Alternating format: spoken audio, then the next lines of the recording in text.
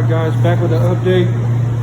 I'm going ahead and I cleaned all this up with wax and grease remover and some Windex is what I use. You can use straight alcohol. Sometimes I use straight alcohol to clean these panels up.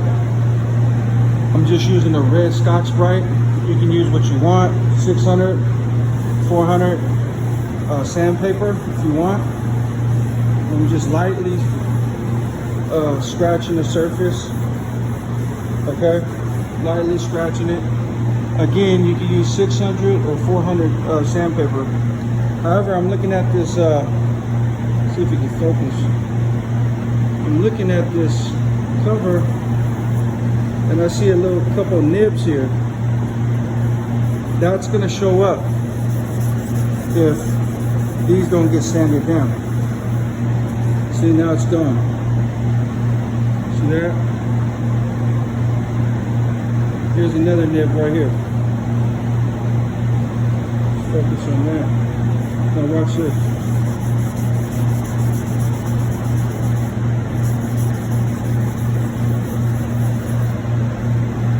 See, it's gone. You can feel it just a little bit. It's plastic. This thing, you know, everything's plastic these days. I'm probably gonna hit that with a little 400 wet. Try to nip that out. But after this process, we're gonna clean it back up. I almost skipped ahead of myself and started epoxying this, right? And that would have been a no-no. Don't forget, when you guys use epoxy, let your epoxy sit for 20-30 minutes. Let it activate. Some people don't do that. I didn't do that in the beginning, but I found out that I had a couple troubles not letting it activate up. So you might want to let that pot activate. So we're going ahead. I'm going to do the same thing with this here. I'm going to Scotch-Brite it. This is factory primer. I didn't primer it. Then after this, we're going to go ahead and use, let me bring you over here real quick. We're going to go over here and use the Bulldog Adhesion Promoter. After we clean it all up again, we're going to go back and spray this all over the plastic here. Not the fender, but just the plastic. Bulldog. If you're wondering how to make your paint stick, use Bulldog Adhesion Promoter. And also you can use this stuff to get in between your door jambs and stuff. I've done it. It works. One of my cars that I've had, I mean, we're going on 10 plus years. So, as long as the surface is clean, everything is clean, everything is sanded, to the best of your ability, main thing, clean and dry. You put this where you can't reach, that paint will stick, I promise you. So, that's just a little side note. Again, I'm gonna recap. Scotch-Brite here. I'm gonna take a little 600, kind of nib that out wet, maybe 1200, probably 12. I have some over there already gonna be used. But yeah, denib that a little bit, clean this down, and then we're gonna go ahead and hit both of these situations with epoxy, sealer,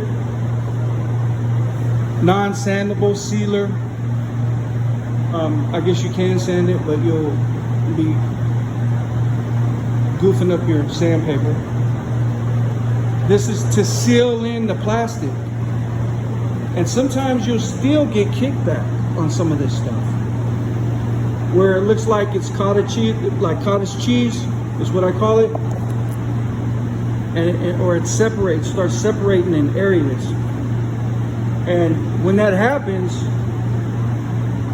you just kind of let the flash time happen and then come back, lightly feather it with your sealer and then go ahead and seal it again.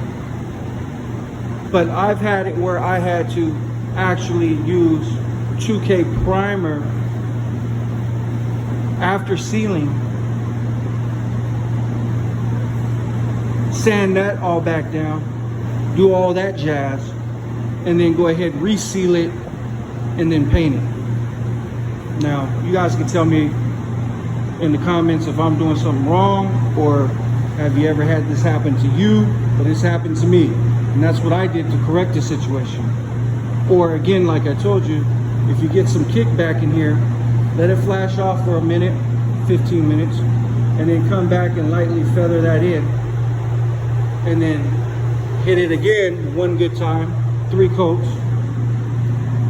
if need be, 2 preferable, and then you're ready. 15 minutes flash, you can jump into your base coat. But anyways, we'll be back. This is a little, you know, almost got ahead of myself, but I'll be back. Hopefully Larry can film me when I'm spraying this. If not, I'll bring it back when I get some primer sealer on here and show you the after effects of it. Larry's outside taking the crash bumper cover off the car and the fender. We'll be back, don't stress, and stay blessed.